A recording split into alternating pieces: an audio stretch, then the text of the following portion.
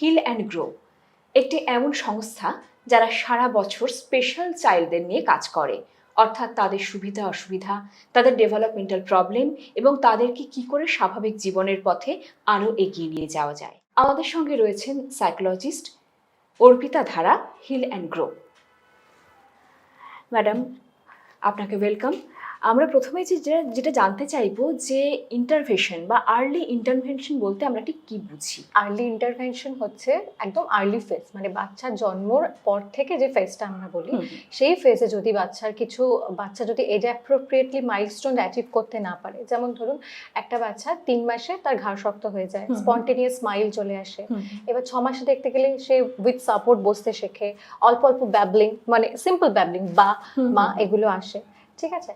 আর তারপর আমরা যদি আরেকটু এগোই 9 মান্থসে যাই, ইমিটেশন আসে, মানে হচ্ছে আমি বলছি বলো তো বাবা, বাচ্চাও বলছে বাবা মাম্মা, ওটা পারপাসফুলি না, আমাকে জাস্ট ইমিটেট করছে, ইমিটেশন ফলো করছে, হ্যাঁ, কপি করতে শিখছে। ইমিটেশন আসে, উইদাউট সাপোর্ট বসতে শেখে, না বুঝতে শেখে, অল্প অল্প ইনস্ট্রাকশন ফলো করতে পারে। 12 মাস বয়সে গিয়ে সেই ইনস্ট্রাকশন ফলোটা একটু বেড়ে যায়। একটা আমি যদি বলি এটা করো না, ওদিকে যেও না, সেটাও বুঝতে শেখে। তারপরে দাঁড়াতে শেখে, কোনো কোনো বাচ্চা 12 মাসে হাঁটতেও শিখে যায়। এই মাইলস্টোনসগুলো যদি বাচ্চা অ্যাচিভ করতে না পারে, বা যদি বাচ্চার মধ্যে কোনো ডেভেলপমেন্টাল ডিসঅর্ডারের সিমটমস দেখা যায়, যদি বাচ্চার মধ্যে কোনো সেন্সরি ইস্যু দেখা যায় বা স্টেরিওটিপিক্যাল বিহেভিয়ার প্যাটার্ন দেখা যায়, সেটাকে আইডেন্টিফাই করে একটা ট্রিটমেন্ট প্ল্যান বা একটা থেরাপিউটিক সাপোর্ট দিয়ে বাচ্চাকে আমরা মানে যে প্রবলেমগুলো হচ্ছে সেখান থেকে আমরা মেইনস্ট্রিমে নিয়ে আসতে পারি। এটাকে আমরা আর্লি ইন্টারভেনশন বলছি। এই প্রবলেমটা যত তাড়াতাড়ি আইডেন্টিফাইড হবে, তার প্রগনোসিস মানে হচ্ছে বাচ্চার ইমপ্রুভমেন্ট বা ডেভেলপমেন্টাল আউটকামস বা ফাংশনাল আউটকামস আমরা যেটা বুঝি, সেটা তত বেটার হবে। বাচ্চাকে আমাদের মেইনস্ট্রিমে নিয়ে আসতে মানে বাচ্চার ওই ডেভেলপমেন্টটা ফাস্ট হবে।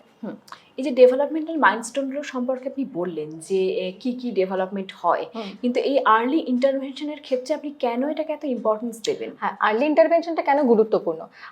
আর্লি ইন্টারভেনশনটা গুরুত্বপূর্ণ এই জন্যই, এই ক্ষেত্রে আমাকে একটা জিনিস বলতে হয়, সেটা হচ্ছে নিউরোপ্লাস্টিসিটি।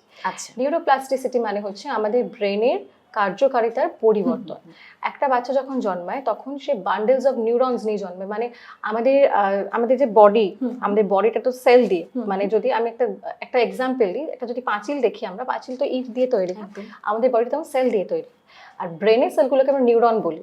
আর প্লাস্টিসিটি মানে হচ্ছে প্লাস্টিক, মানে ধরুন একটা প্লাস্টিককে থ্রু প্রসেস আমরা গলিয়ে অন্য কিছু বানাতে পারি, সেরকমই ব্রেনের কার্যকারিতাকে আমরা চেঞ্জ করতে পারি। এবার যখন বাচ্চার বয়স 3 বছর হয়, 2.5 বছর হয়, তখন আমাদের এই যে নিউরনসের মধ্যে খুব তাড়াতাড়ি কানেকশন ফর্ম হয়। এবার কানেকশনগুলো কি হয়, থ্রু প্র্যাকটিস স্ট্রং হয়। এবার যদি একটা 3 বছরের বাচ্চার ধরুন খুব বেশি স্ক্রিন এক্সপোজার, তাহলে তার ইন্টারাকশনের যে হ্যাঁ, ইন্টারাকশন করতে আমাদের যে নিউরনসগুলো লাগে, তার মধ্যে যে কানেকশন তৈরি হয়, সেটা ওর ব্রেনে তৈরি হয়নি। এবার আর একটা ধরুন 7 বছরের বাচ্চা, ধরুন ওইভাবেই বাচ্চাটা তৈরি হয়েছে, প্রচুর স্ক্রিন এক্সপোজার পেয়ে 7 বছর, তার মানে ওর ওই কানেকশনটা, নিউরনের কানেকশনটা খুব স্ট্রং হয়ে গেছে।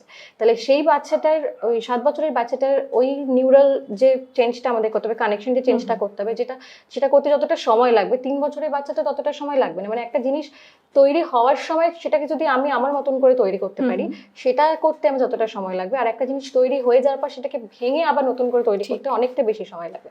তাই জন্য বলা হয় যে যত তাড়াতাড়ি বাচ্চার আর্লি ইন্টারভেনশনটা হবে, তাতে বাচ্চার ডেভেলপমেন্টটা অনেক বেশি ফাস্ট হবে। যখনই 6-7 বছর বয়স হয়ে যাবে, তখনই সেটা ডেভেলপমেন্ট অবশ্যই হবে, কিন্তু সেটা অনেক বেশি ডিলে হবে, অনেক বেশি স্লো হবে। আচ্ছা, এই যে আর্লি ইন্টারভেনশন সম্পর্কে আমরা কথা বলছি, এটা কখন শুরু করা উচিত, ঠিক কোন এজ গ্রুপ থেকে শুরু করা উচিত বলে আপনি সাজেস্ট করবেন? আর্লি ইন্টারভেনশন কথাটার মধ্যেই আছে, আর্লি মানে ভেরি আর্লি। আমি যেটা বললাম, 3 বছর বয়স অবধি বাচ্চার ব্রেনে খুব ফার্স্ট ওই নিউরাল কানেকশনস তৈরি হয়। ওই তখন একদম মানে গোল্ডেন পিরিয়ড বলা হয় হচ্ছে 0 থেকে 3 মান্থস, মানে বাচ্চা জন্মের পর থেকে 3 বছর বয়স অবধি, 3 কি 4 বছর বয়স অবধি ব্রেন ডেভেলপমেন্ট হয়, 6 বছর বয়স অবধি হয়, কিন্তু 3 বছর বয়স অবধি আমরা টাইমটাকে গোল্ডেন পিরিয়ড বলি। ওই টাইমে শুরু করা গেলে খুব ভালো হয়, প্রগনোসিস খুব ভালো হয়। মানে এটাই দেখা গেছে যে সব বাচ্চার থেরাপি সাপোর্ট যাই আমরা বলি না কেন, ট্রিটমেন্ট 2.5 বছর, 3 বছর, 1.5 বছরও হয়, তাদের কিন্তু অনেক বেশি ডেভেলপমেন্ট হয়েছে রাদার দেন যাদের 7 বছর 8 বছরে অনেক বাচ্চা থেরাপি শুরু, তাদের থেকে অনেক বেশি ভালো ডেভেলপমেন্ট হয়েছে।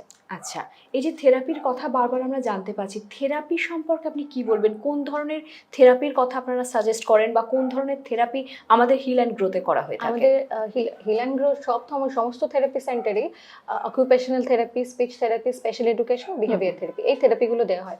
এবার যে সমস্ত বাচ্চার ধরুন স্পিচ ডিলে আছে কিন্তু আদার যে সেন্সরি প্রবলেম বা ওগুলো নেই, তাদের ক্ষেত্রে আমরা শুধু স্পিচটা দিই, বা একাডেমিক্যালি একটু পিছিয়ে আছে তাদেরকে স্পেশাল এডুকেশন দিই। কিন্তু জেনারেলি যেসব বাচ্চারা স্পেকট্রামে আছে তাদের আমরা ওটি, স্পিচ, স্পেশাল ওটি মানে occupational therapy, speech therapy and special education, এই 3টে থেরাপি প্রোভাইড করি। কিছু কিছু ক্ষেত্রে আমরা বিহেভিয়ার থেরাপিটাও প্রোভাইড করি।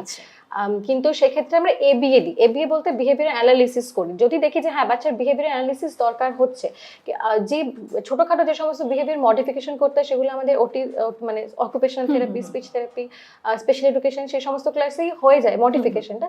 স্পেসিফিক্যালি যখন আমাদের অ্যানালিসিস করতে, তখন আমরা বিহেভিয়ার মানে ABA therapy, applied behaviour analysis যে বলতে আমরা যেটা বুঝি, সেটা আমরা প্রোভাইড করি। এই যে আপনারা এই থেরাপির কথা বলছেন বা এই যে আমাদের আর্লি ইন্টারভেনশনের কথা বারবার আসছে, এক্ষেত্রে তো সব থেকে বেশি অ্যাওয়ারনেসের প্রয়োজন পেরেন্টসদের, সেজন্য আপনি কি বলবেন? প্যারেন্টসের অ্যাওয়ারনেসটা প্রয়োজন, প্যারেন্টসের ইনভলভমেন্টটাও প্রয়োজন। একদম। কারণ যদি একটা বাচ্চার থেরাপি হচ্ছে, সেটা যদি কনসিস্টেন্সি না থাকে তাহলে কিন্তু কোনো ইমপ্রুভমেন্ট হবে না। সেটা যতই আর্লি আমরা আইডেন্টিফাই করি, কনসিস্টেন্সি না থাকলে কিন্তু বাচ্চার ইমপ্রুভমেন্ট হবে না। ধরুন একটা আমি এক্সাম্পল দিচ্ছি, ধরুন মাঠের মধ্যে দেখবেন কখনো কখনো শর্টকাট ওয়ে আমরা দেখতে পাই, একটা রাস্তা এরকম তৈরি হয়ে গেছে, ঠিক আছে। এবার হঠাৎ আমার একদিন মনে হলো যে এই রাস্তাটা আমার মাঠের মধ্যে দেখতে ভালো লাগছে, আমাকে এটা চেঞ্জ করতে হবে, আমি ঘুরিয়ে রাস্তাটাকে আনবো। তাই আমি ঠিক করলাম ওই রাস্তা দিয়ে হাঁটা আমি বন্ধ করব, আমি ওই রাস্তা দিয়ে হেঁটে আসবো। আচ্ছা, আমি 2 দিন হাঁটলাম, 3 দিন হাঁটলাম, দেখলাম কোনো পরিবর্তনই হলো না। ওই যে রাস্তাটা ছিল তার মধ্যে কোনো ঘাস নতুন গজালো না। আমি হাঁটা ছেড়ে দিলাম, আবার ওই রাস্তা দিয়ে হাঁটতে শুরু করলাম। আবার মনে হলো যে না ভালো লাগছে না, আবার কিছুদিন ওই রাস্তা দিয়ে হাঁটলাম। আমি তো কনসিস্টেন্সিটা রাখছি না। যদি আমি কনসিস্টেন্টলি ওই রাস্তা দিয়ে হাঁটতাম, হয়তো কিছু মাস পর দেখতাম যে ওই যে রাস্তাটা ছিল সেটা বন্ধ হয়ে আমি যে রাস্তাটা চেয়েছিলাম সেই রাস্তাটা নতুন রাস্তা তৈরি হয়েছে। তো ওই কনসিস্টেন্সিটা প্যারেন্টসকে রাখতে হবে। যেসব বাচ্চার বয়স ধরুন 7 বছর 7.5 বছর হয়ে গেছে, তাদের ক্ষেত্রে আমরা মোটামুটি 6 দিন 7 দিনও কখনো কখনো আমরা থেরাপি কথা বলে থাকি যে হ্যাঁ রোজ দিন করলে কি হয়, একটা প্রফেশনাল ট্রেনিং এর আন্ডারে থাকলে খুব ভালো হয়। তাতে কি হয়, পেরেন্টসরাও জানতে পারে আমাকে কিভাবে বাচ্চাকে সাপোর্ট করতে হবে, বাচ্চারও সুবিধা হয়। কারণ পেরেন্টস বাচ্চার সাথে 24/7 থেরাপি সেন্টারে বাচ্চা কতক্ষণ থাকে, 2 ঘন্টা বা 2 ঘন্টা 15 মিনিট, 3টে ক্লাস, আমাদের 45 মিনিটসের সেশন হয়, 3টে ক্লাস মিন 2 ঘন্টা 15 মিনিট মতন সময় আছে। বাকি সময়টা তো বাচ্চা বাবা মার সাথেই কাটাচ্ছে। শুধু বাবা মা না, বাবা মা, দাদু, দিদা, ঠাম্মা, দাদু যেই থাকুক, মানে ফুল ফ্যামিলিকে ইনভলভ হতে হবে, না হলে একটা বাচ্চার ওভারঅল ইমপ্রুভমেন্ট আমরা দেখতে পাবো না। মানে ধরুন একটা বাচ্চা যদি ভীষণ জেদ করছে, বাবা মার কাছে ধরুন জেদ করে সে জিনিসটা পাচ্ছে না, কিন্তু ঠাম্মা দাদুর কাছে কি খুব ইজিলি পেয়ে যাচ্ছে। ঠাম্মা দাদু ভাবছে আহারে ছোট বাচ্চা জেদ করছে, দিয়ে দিই। কিন্তু তাহলে বাচ্চার ব্রেনে কি ইনফরমেশন যাচ্ছে যে আমি মা বাবার কাছে পাচ্ছি না, ফাইন, আমি তো ঠাম্মা দাদুর কাছে পেয়ে যাচ্ছি, আমি ওখানে গিয়ে তাহলে জেদটা করবো। তাহলে আমরা তো বিহেভিয়ার প্যাটার্নটা চেঞ্জ করতে পারছি না, জিনিসটা তো একই রয়ে যাচ্ছে, আমাদের কোনো আউটকাম তো আসছে না। যেটা করতে হবে সবাই মিলে আমাদের একটা আমাদের হোলিস্টিক ইমপ্রুভমেন্টের দিকে যেতে হবে। মানে শুধু বাবা মা দুজনে মিলে একা চেষ্টা করে যাচ্ছে, বাকিরা কিছুই করছে না, সেটা হবে না। যারা বাচ্চার সাথে থাকছে একদমই তাই, তারা সবাইকে মিলে করতে হবে। একদম। ম্যাডাম, আপনি তো বলেছিলেন যে মাইলস্টোন ডেভেলপমেন্টের সময় যে বাচ্চার মধ্যে 6 মাস বয়সে গিয়ে ব্যাবলিং শুরু করে বা আদো আদো কথা বলার চেষ্টা করে, লিপ ফলো করতে চায়, এইসব বিষয়গুলো হয়ে থাকে। কিন্তু এছাড়াও অটিজমের ক্ষেত্রেও কিন্তু এইসব সমস্যাগুলো দেখা যায়। তাহলে জেনারেল স্পিচ ডিলে আর অটিজম, এই ডিফারেন্সটা আপনারা কি করে থাকেন? জেনারেল স্পিচ ডিলেতে বাচ্চার কিন্তু কোনো কমিউনিকেশন ডেফিসিট হবে না, বাচ্চা নন ভার্বালি কমিউনিকেট করতে পারবে। এবার স্পিচের মাইলস্টোনসগুলো আমি একটু বলি। 6 মাসে ধরুন বাচ্চা সিম্পল ব্যাবলিং করছে, বা মা বলছে, তারপর সেটা কমপ্লেক্সের দিকে যাচ্ছে, বাবা মামা দাদা আসছে।